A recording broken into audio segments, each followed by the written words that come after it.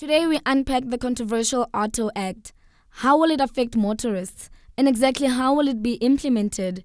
We speak to the Automobile Association's Leighton Beard. This would happen over the next year. There would be 4 phases. The first 3 phases would basically entail creating awareness amongst the public of what auto is, understanding what the needs are in terms of the IT infrastructure and building that capacity and making sure that the system is ready for a points demerit system, and training of staff, that type of thing.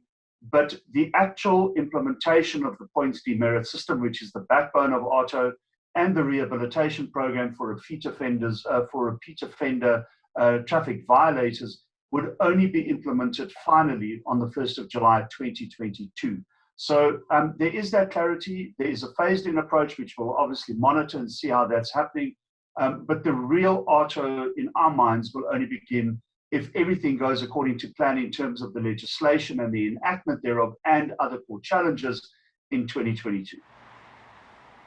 We also got reaction from the Johannesburg Metro Police Department, since they will be at the forefront of ensuring compliance. In South Africa, and especially in Joburg, is that there are a lot of negligent, reckless drivers. There's a lot of drinking and driving and a lot of excessive speeding.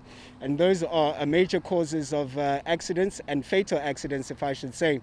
And with the introduction of autos to change the behavior of the driver, so I think it is good, especially as law enforcement. So we are happy that anything that is introduced to reduce road fatalities. The City of Johannesburg and Tshwane have been with auto since 2009, so we are familiar with the Act. The only difference is that the demerit points haven't been implemented. I mean, government is very adamant that auto is going to reduce road fatalities. It's going to promote road safety. The AA is concerned that it's not going to achieve those goals.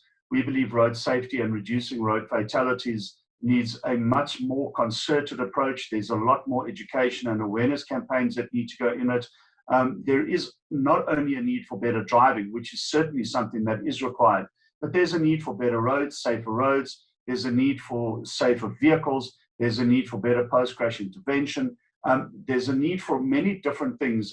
Auto may only fulfill one of those, and we are concerned that it's not going to fulfill it entirely. In 2019, we signed a memorandum of understanding with RTIA. It's the Road Traffic Infringement Agency. So we have been doing educational programs within the city of Joburg. Just on the 16th, we had a youth educational program in Orlando West at Uncle Tom's Hall, where the youth were invited and they were empowered on how the Auto Act is going to work. And we are continuing with the educational programs within the city of Joburg. Now, of course, the story wouldn't be complete without the voices of those that are affected the most, the motorists. What do they think of this new auto or demerit system? Maybe if there's been other stuff that they've tried to change, and then the controlling of it's not very good. If they can manage it nicely, I think that would be good. But I mean, the management system of all the other stuff that's currently in place is not very good. So that's where my doubts are slightly. So if they could manage it far better, or increase it somehow, where there's more reliability, then that would be good. We've heard about it for a while, but I can't see them getting it right though. I just don't think they've got the capacity to do it. It would get rid of all the bad drivers and these taxi drivers that just don't obey the rules, so maybe they'll lose their licenses. I think it's excellent in theory, but what happens in South Africa a lot, it's never ever put into practice. So if it is put into practice, I'd be thrilled. I think we need to all be aware and be better drivers. Our driving is not some of the best in the world. Honestly speaking, I don't think it will really work in this country.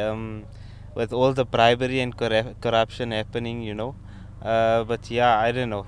Let's see what happens.